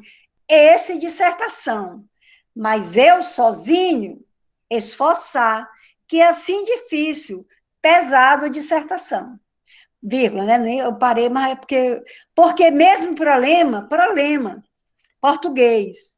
Mas eu imagino fazer as palavras portuguesas e isso significado. Mas não consigo forte, mas eu sei. Mas Gesso e Maria estão bem portugueses. Mas escrever, conseguir, mas eu diferente a língua. Gente, isso aí é a introdução. O texto, nós vamos ver os comentários lá na frente. Então, eu vou ler, qualquer coisa vocês podem perguntar, tá? Porque nós vamos fazer análise linguística. Não botei nome, não sei de quem é, está aqui nesse livro. Ó, tá lá na coisa, redação de surdo. Tem o nome da pessoa lá, mas eu não trabalho com esse objetivo, tá? Eu só quero mostrar. Tá, sinto muito. Olha, ele fez o primeiro parágrafo, né? Tem noção de parágrafo. Sinto muito, passando eu era menino. Acho que era passado, né? No passado, não sei, não vou fazer interferência, senão a gente não lê. Sinto muito, passando eu era menino, mas minha família não ainda tratamento para ensinar, comunicar nada, mas crescer nas dificuldades, mais dificuldade. Também professores estão falhas, muitos sem tratamento para a segunda língua portuguesa, para o segundo português, passando a desenvolver quase nada. Eles deram coisa errada, aprender, preguiçoso, mas lamentável. Eu compreendo, não culpado, falta desafio à família e professores, mas eu já preguiçoso. Porque sou atrasado, idade, aprender, começar. Quem isso? Samara e Marcela, Gisele, Estela, Suzy, Fernanda, desafio, como me aprender, muito maravilhoso. E agradeço, mas caminho, isso, português, crescer não perfeito, mas futuro melhor. À vontade, aprender isso, português, aprofundo, mas agora dificuldade, atrasado, muito momento perdeu. Passa, Aninha. Gostaram dessa leitura? Próximo. Aqui é o final. A carta é imensa, só que não dá para catar todo dia nessa coisa, tá? Eu estou muito felizes, tá? Isso, Maria e Gerson, estamos bem caminho, mas eu diferente. Mas eu compreender com eles são sucesso, isso deles bilíngue. Mas eles estão bem em Libra, que eu só isso, fluência em Libra, e menos segundo português. Entenderam essa carta? Linda, né? Um desabafo daí dele dizendo sobre os professores, sobre a família, né? Que ele se tornou preguiçoso. Então, tem sentido esse texto. a coerência que está prejudicada pelo mas. Ele sabe que tem que usar o mas ele foi além, né? Usou mais de 8 vezes, parece que só no primeiro parágrafo, não sei bem. Então, essa redação é uma dissertação, segundo eles aqui o livro, né? Mas eu não consideraria, porque ele não defende nenhuma ideia assim com... Ele defende, né, que ele não sabe surdo, mas não é uma dissertação para Enem, não. É quase assim uma história que ele está contando dele, né? Ele, em nenhum momento ele tem uma tese, ele defende e ele tem autoria. Depois a gente pode até trabalhar isso. Então, essa carta aí, eu tirei desse livro, ela é bem enorme. Vai, Nana, pode passar. Eu não fiz a análise linguística da carta toda, né? E nem aqui, só assim, alguns momentos. Dificuldade com o léxico. Quais foram as dificuldades com o léxico? Na hora de escrever, né? Então, ele teve várias dificuldades. Uso inadequado das conjunções. Ele usa as conjunções de maneira errada. Uso do mas, M-A-S. O mas, gente, ele é muito sério. A maioria de nós não sabemos explicar o mais e o mais. Ah, eu gosto disso, mas não gosto daquilo. Mas é soma, mas é oposição, tá? Muita gente confunde isso. Mas é oposição. Estudei, M-A-S, mas não passei. Estudei muito, mas fiquei atrasada. Aí vai me confundindo. Mais. Então, tá. Então, colocação inadequada do advérbio na frase. Omissão de verbo de ligação. Observa-se uma coerência, um certo sentido no texto dele. É um desabafo. Por quê? Porque ele passou a crescer sem livro, português segundo, que ele precisa. As colegas também, mas ele sabe Libras, ele diz, tá? Então, ela é coerente? É. Ou não? Ela é coerente? Sim ou não? Pelo que eu expliquei. Bora, Nilson, tá só olhando aí? Ela é coerente? Sim, é coerente, tem coerência. Não que ela é coerência boa, né? Mas para um texto de surdo tem coerência. Agora, coesão, ela está muito mal empregada. A coesão, que são os elementos que ligam, está demais. Mas, está feio. O texto ficou pobre. E é isso que faz com que o texto fique pobre. São essas interferências inadequadas, essas pontuações, etc. A gramática, ela sustenta um texto, sabe? Se ele tivesse empregado menos o mas, talvez não ficaria tão comprometida a coesão. É um texto que tem uma certa coerência, prejudicada pela coesão, que são os elementos conectivos, que ligam os textos, né? Não tem coesão de um parágrafo para outro, porque ele encerra o primeiro parágrafo, encerra o segundo. Observa-se uma coerência, mas a coesão é falha. Tem começo, meio e fim. Ele começa, ele termina, porque o final lá, vocês não tiveram acesso, mas ele chega a concluir o que ele fala, né? Só sem autoria. E eu digo, não é um texto para dissertação. Aí ele diz que é o dissertação, né? Mas não é, nem o nem a dissertação. O pensamento é apresentado em parágrafos distintos, mas não coesão entre os parágrafos. Você sabe, quando você começa o outro parágrafo da introdução para desenvolvimento, você tem de buscar um elemento que junta aquele primeiro parágrafo com o segundo. Assim, assim é o que está lá em cima. Sendo assim, então você vai procurar um conectivo que faça interferência ou ligação entre os dois. Você não pode dizer que quer um elo de ligação, porque aí você está esbarrando na língua portuguesa, porque não, o elo já é de ligação, é um redundante aí. Se você disser, eu quero um elo, eu não tenho um elo de ligação, você está dizendo entrar para dentro, subir para baixo, descer para baixo, a mesma confusão, tá? Então, é um elo, tem que ser, tem que ter, porque faz referência, você diz um parágrafo, o primeiro fala, o segundo, e o terceiro fala, eles dialogam, os 3 parágrafos, ou 4 ou 5, quantos forem, tá? Eles têm que ter esse conectivo, seja lá ele qual for, para poder combinar. O pensamento é apresentado em... já falei, né? mas não existe coesão entre os parágrafos. Não são considerados como deferências, tá? Que não se possa trabalhar. Deferência ou erro, seja lá a palavra que vocês, tá? A gente não fala, tá errado. Ah, isso aí tá totalmente, não, absurdo. Possa trabalhar apenas de um falante, olha aí como a consideração, que, privado do contato linguístico, reflete as mesmas dificuldades apresentadas por um ouvinte no trato de outra língua. Se eu português, vou escrever em espanhol, eu faço uma troca, em inglês eu faço, e vice-versa. Então, esses erros, gente, são considerados palpáveis de ser consertado, analisado, discutido e aprendido. Porque não são erros assim tão... Ave Maria, esse texto aqui é incompreensível. Embora eu goste muito, muito da sintaxe, da concordância entre as partes, eu admiro muito um texto bem escrito, né? E eu, além de saber corrigir, de escrever, eu sei corrigir, tá? Só que quando a gente vai corrigir um texto da gente, a gente quase não vê os erros, os outros é quem vê, né? A gente acha que tá bom o que a gente disse, mas quando a gente olha assim para o texto mesmo, com um olhar de correção, a gente vê que a gente comete alguns dessas incoerências aí. Então, esse texto eu não considero absurdo, eu não acho que um aluno não tem jeito.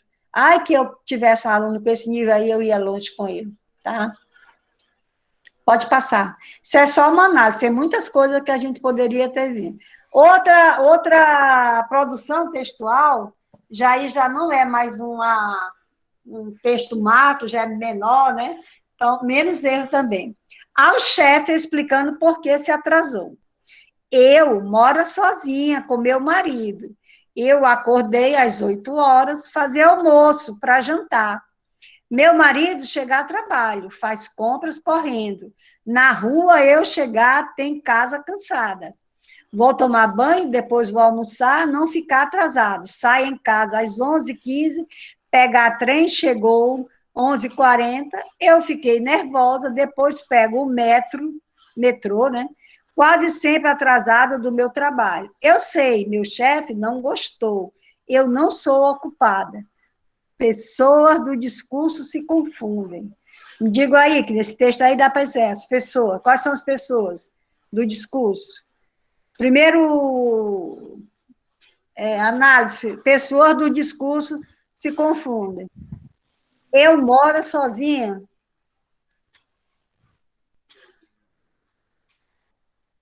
Teria um jeito aí, começar essa frase? Eu moro sozinha com meu marido? Às vezes até a gente diz, né? Eu moro sozinha com meu marido, mas a gente está cometendo uma falha. Você não mora sozinha, tá?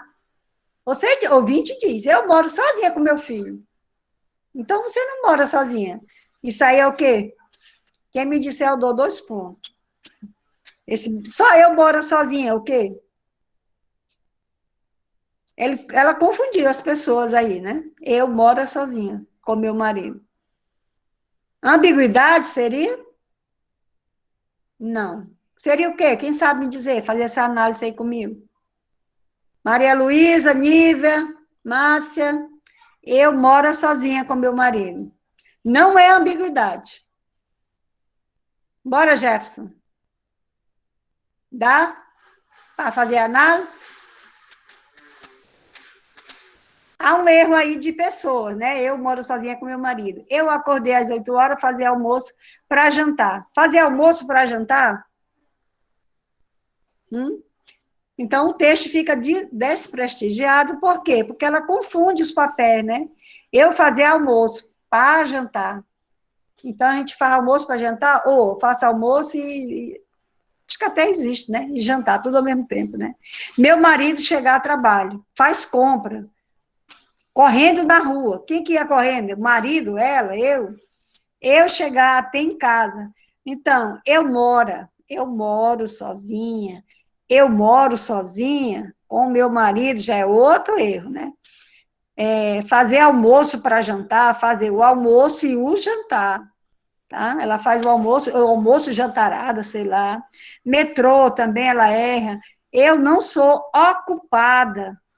Eu não sou culpada do ônibus chegar atrasado. Ela falou que ela é ocupada.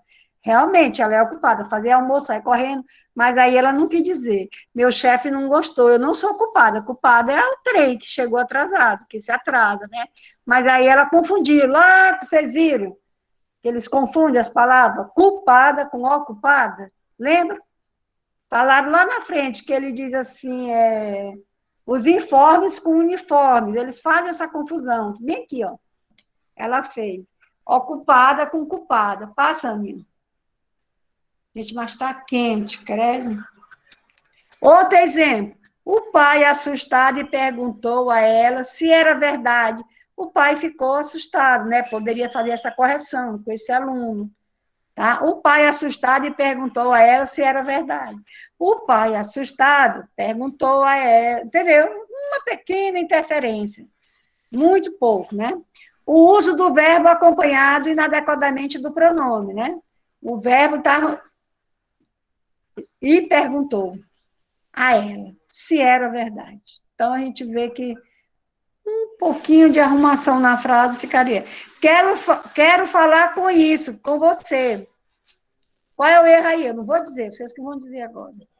Já disse, preposição. Onde é que está o erro? Quero falar com isso, com você.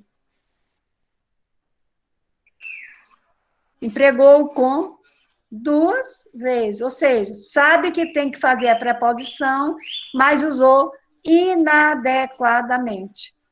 Quero falar isso com você. Pronto, mas usou. Quero falar com isso com você. Entenderam? Vocês estão muito calados, Deus me livre. Você é muito bonito, ó, mulher. Mulher. Qual é o erro aí? É de artigo, né? Olha aí, as pequenas interferências que a gente vai trabalhando no texto do surdo. Precisa ser bambambam em português? Claro que não. Tá? Por quê? Porque esses erros aí são do nosso dia a dia. Mulher. Tá errado? Tá. Mas eu vou dizer que tá errado. Digo, vamos melhorar esse texto? Mulher é feminino. Aí eu vou dando aquelas explicações plausíveis e a gente vai melhorando o texto e o aluno não precisa... português é difícil. Eu estou aqui às 6 horas da manhã. Esse AS aí, gente, tá demais. Desculpe, vem aí, viu? Eu estou aqui, 6 horas da manhã. Porque na ânsia de escrever correto, eu botei o AS. Mas esse AS aí está incorreto, não existe, é para tirar. Aí eu posso usar um trabalho reforçado com ele, ou de aprofundamento. Eu estou aqui, vamos usar uma preposição. Às, até ou desde. Eu estou aqui desde as 6 horas da manhã. Eu estou aqui às 7. Estou aqui até às 7. Está entendendo? Então, eu posso usar. Preste atenção. Esse AS bem aí, ele está errado se eu colocar o outro AS. Estou aqui às 2 vezes. Então, tem que tirar. Mas eu botei mais para a gente compreender. Estou aqui até. É uma preposição que indica limite até aqui, né? Aí eu boto assim, desde, né? Ou eu posso botar as também, né? Então, eu vou usar de estratégia diferente, tá? Por quê? Porque necessariamente, gente, a gente tem que saber tudo, tem que ensinar tudo de uma vez, tá? A Libras é sintética, não existe essas classes gramaticais de, para, com, sob, não.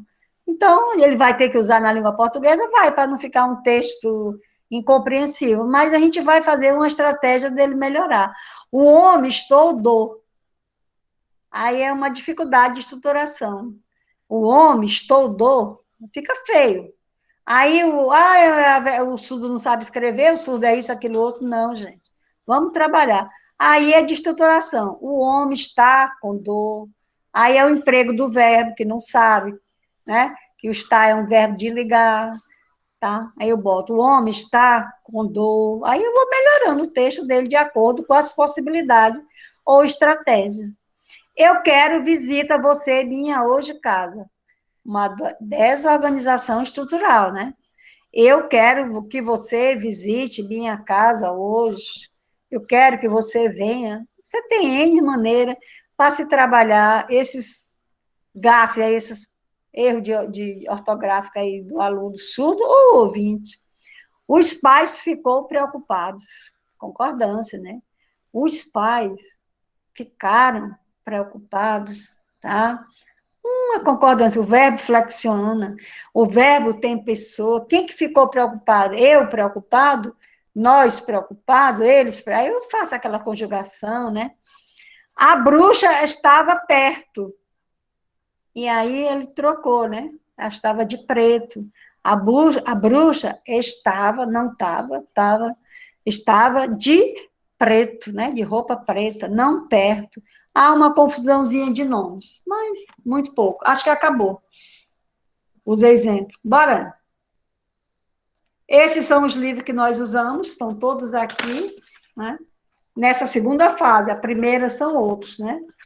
Esse e esse. Esse livro eu acho ele ótimo, bem moderno, é um dos mais novos que eu comprei, né? A Ana também tem. Eles estão no cais, no momento não estão, porque nós estamos com tudo fechado. Agora estou aberto lá, eu vou pegar esse texto aqui, digitalizar, dar para a Ana, que Ana é a técnica. Aí ela passa para vocês, não sei nem se é organizar mesmo na prática, como se começa um texto, porque nossa dificuldade maior é começar o texto. Esse texto é como introduzir um texto, ele pode ser como uma declaração inicial, uma divisão, uma citação, aquele negocinho que vem entre aquelas aspinhas, uma alusão histórica, uma definição, uma proposição, uma interrogação, uma pergunta, um convite ou um suspense. Então, se vocês treinarem essa unidade desse livro, que ele é excelente, é da Agostinho Marques, um dos melhores gramáticos da língua portuguesa. Eu tirei só esse aqui, mas tem outro. Esse texto a gente faz ao vivo e a cores, na nossa aula lá, eu tiro share, dou individual, dou em grupo, depende da turma, né? A turma é quem responde como eu trabalhar as estratégias. Aí, aqui do lado, tem os parênteses para você colocando. Aqui, vou começar a ler uma citação. Aí eu digo, que é uma alusão histórica? Um fato histórico. Aí a pessoa, tá. Então, aí é uma possibilidade de eu começar um texto.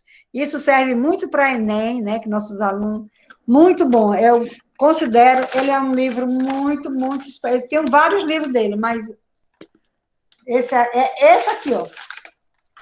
Aí eu vou lá para a Ruth Rocha, que escrever e criar é só começar.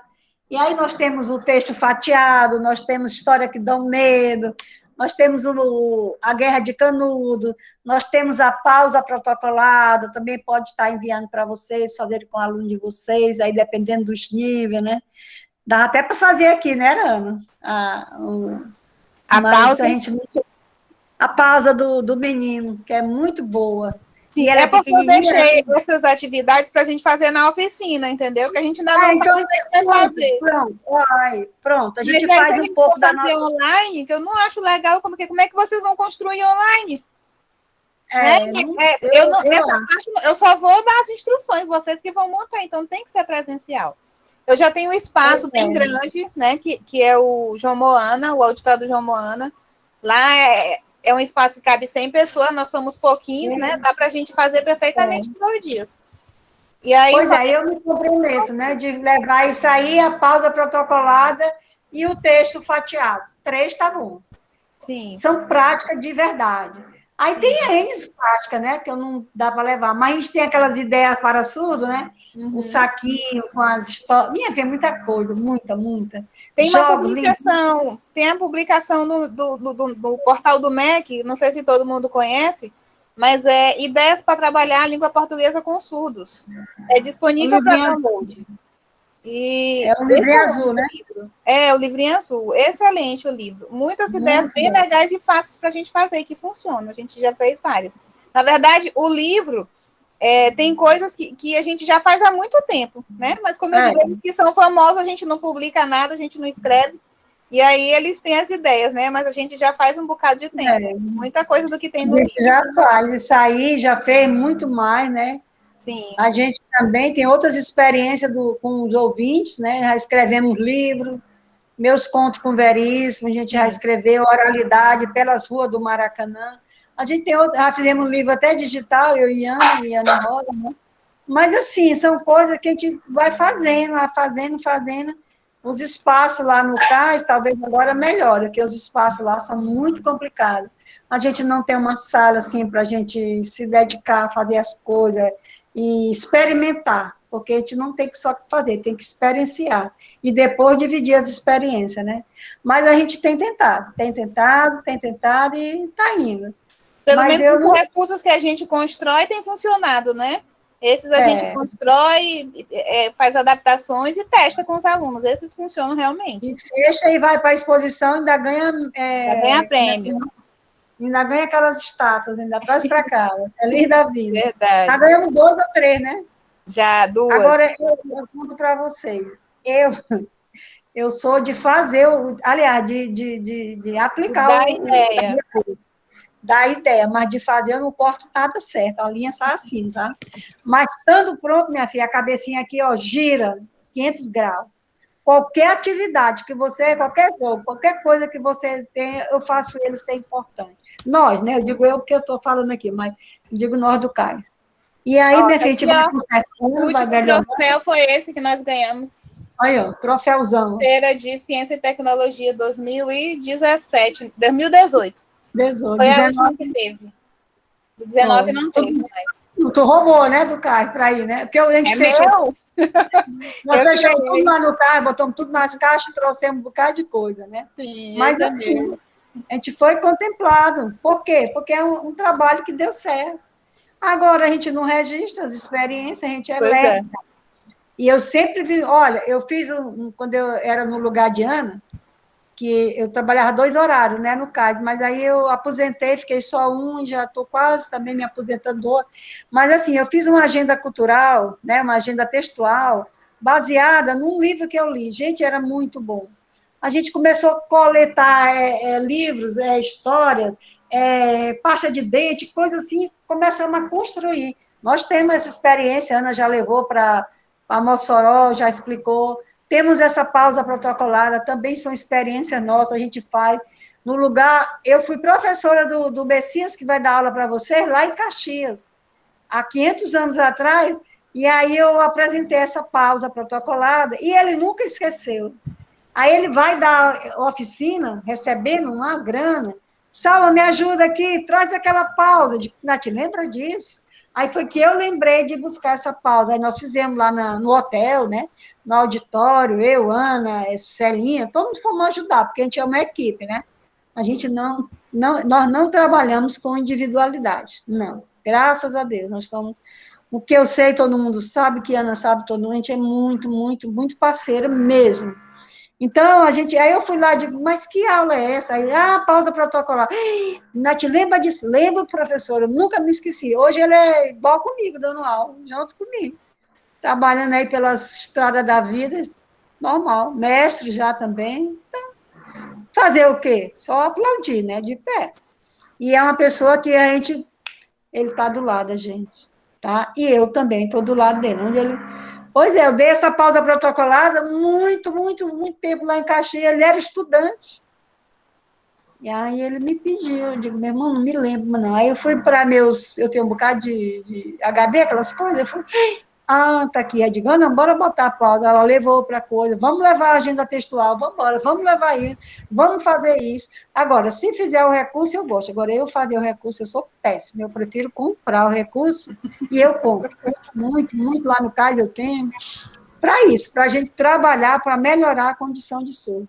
E isso vale a pena, viu? Porque a gente se sente gratificada. Eu e Ana, tenho certeza. E as outras também, mas eu falo eu e ela porque a gente se dá muito bem nesse sentido, de fazer as coisas e sentir que entendeu? Eu não faço para parecer, nem para a Ana também, nem a Ana para mim, nem... Não, a gente faz para dar certo. Às vezes a gente se aparece um pouquinho assim para dar show, sabe? Mas não... nada de verdade. Desde quando eu saio do salto, né, Ana? Fica mais assim. Sabe, tu sabe português? Como é que tu quer que teu aluno seja bam em português? Tu tem. Aí a professora, e qual é a metodologia? Letramento. Elas querem que você é bam em língua portuguesa. Tu é bam, né? Eu quero que meu aluno tenha Tem até a tua vida. Bora, que ninguém quer perguntar, tá todo mundo sabido. Todo mundo sabido. Gostaram da aula ou foi ruim? Ou foi mais Assinaram para frequência? Olha, essa turma aí é caladinha demais, a outra é mais caliente, mais abusada. Pergunto mais do que a nega do doce, a outra turma. Gente, vocês não estão conseguindo fazer a frequência? A aula foi ótima, professora. Pois é, então tá. Que bom, né? A gente vai fazer as 3 unidades que eu estou pretendendo. Pausa protocolada, como começar o texto e o texto fatiado. Só essa, tá bom? Senão a gente não sai lá da oficina. Certo? Só essa de língua portuguesa. Sim, de língua portuguesa. Tu acha que eu vou fazer de cortar? Ué? Eu quero é de vocês cortado, eu roubo tudo. Eu não roubo, não, eu roubo. Tá? Alguma dúvida, alguma pergunta, alguma coisa que não entenderam? Fico com vergonha de perguntar, não. Eu pergunto mais do que a nega do leite. Todo mundo gostou, todo mundo entendeu, isso é bom. Gente, vamos aproveitar só esse finalzinho, só para vocês me dizerem se é possível fazer essa oficina. Vocês acham que sim? Queria ouvir vocês. Que é para poder a gente organizar material, eu estruturar a oficina. Quando seria, Ana? Quando vai ser? Eu acho que dá certo, o espaço lá é amplo. Não tem problema, não, eu acho. Lá é bem grande. Seria para quando, Ana? Porque as nossas aulas vão até o dia 22 com a oficina, né? Eu acho que seria dia 20, eu acho. A gente poderia combinar o dia. Deixa eu ver bem aqui o cronograma, só um minuto. Agora vocês são heróis. Podia ser até o dia da nossa aula mesmo, ou uma segunda ou uma quarta. Pois é, eu pensei nisso. Pensei em unir as duas turmas. Ó, nossa aula de recursos, porque aqui no calendário são 3 dias, né? No turno vespertino é 9, 14 e 16, e é essa semana já. Essa semana, 9, 14 e 16. E à tarde é 15, 17 e 22. A gente podia pegar uma quinta e uma sexta. Vocês podem na sexta? Juntaria a turma da manhã e a turma da tarde, porque quem não está aqui poderia vir pelo menos um dia, entendeu? Na sexta, porque tem gente que está no interior, que trabalha no interior, talvez dê certo de vir. Era isso que eu queria ver. Oi? Era isso que eu queria ver logo a data. Isso. Por conta do meu deslocamento. Então, daria numa sexta para ti, Jefferson? Uma quinta, uma sexta? Pronto, então vamos fechar essa data aqui. Próxima semana dá, porque próxima semana eu vou estar em São Luís. Ah, então vamos logo ver essa data aqui. Próxima semana será a semana de 14 a 18, né?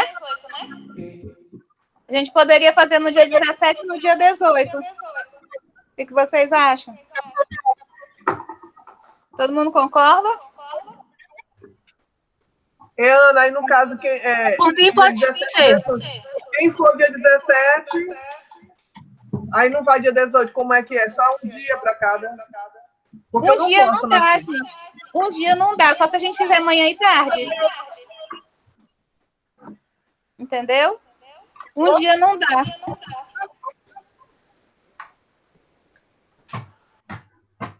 Mas a gente já pode organizar assim, esses 2 dias, quem puder nos 2 dias vai, quem não puder se organiza, né?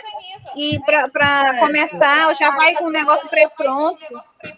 Eu coloco as sugestões de recursos, porque a gente sempre faz assim, um recurso para cada deficiência. A gente sempre faz em grupo. Vocês podem pensar, os recursos que tem mais são da área da surdez, do ASDez. A gente trabalha um de língua portuguesa, um de Libras e um de outros conteúdos, que são dos 3 momentos. Os outros é um para deficiência intelectual, um para visual, né? Cada grupo faz um recurso. Vocês não escolheram. Ana. Eles não vão se reunir. Mas aí vai pensando, entendeu? Para na hora a gente conversa. A gente já vai pensar, eu coloco umas sugestões. Então, e aí... vai logo avisando, se vocês pensarem no material, vai logo pegando as reais, tampinha, o que for, assim, vão pensando no recurso e vão pegando as reais, aquelas coisinhas, moedinha, não sei o quê, um palitinho de picolé, não sei o quê.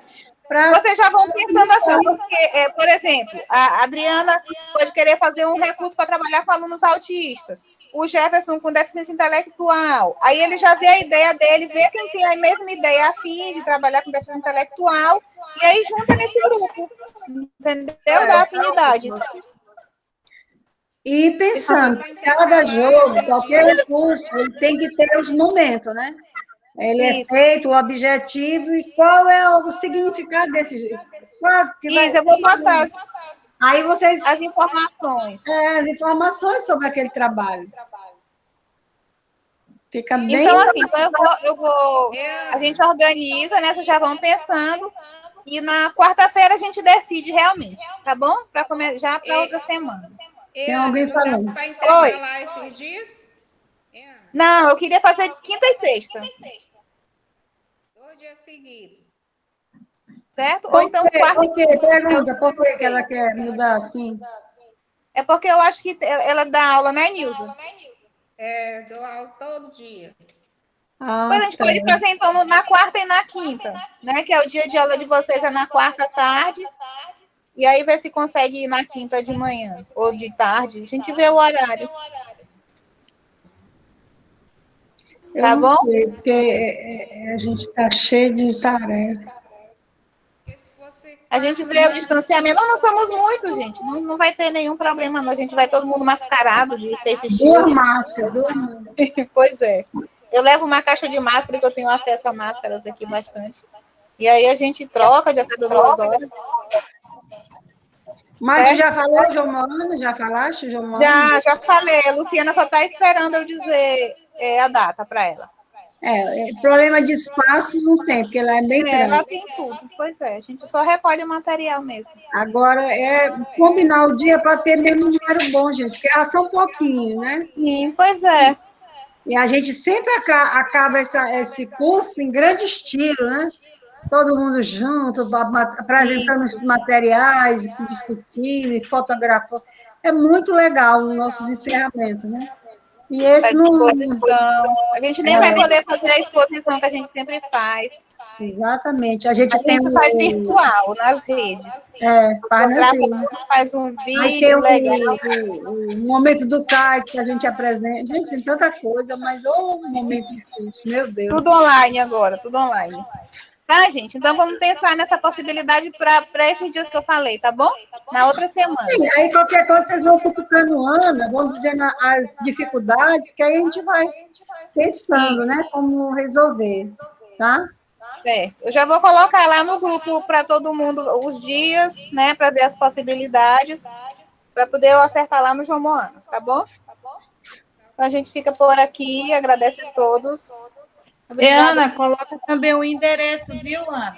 Tá bom, tá certo. Vou colocar direitinho, localização. É lá no Vinhais, o João Moana, do lado da UPA. Eu acho que é perto do farol ali da educação. Do lado do farol. Não é difícil, não, o endereço. Não, tem parada de na porta, tem estacionamento dentro. Muito legal lá. E próximo, assim, que não fica muito distante, né? Isso. Tá bom? Tudo certo? Ok. Então, a gente fica por aqui. Gente, obrigada. Desculpe qualquer coisa, viu? Se quiserem alguma informação depois, se tiverem com vergonha, a gente está à disposição, tá? Abraço, gente. Abraço, beijo na bunda. Até a próxima aula. Tchau, beijo tchau. na bunda até segunda. Já comecei a molecagem. Hoje tá bom.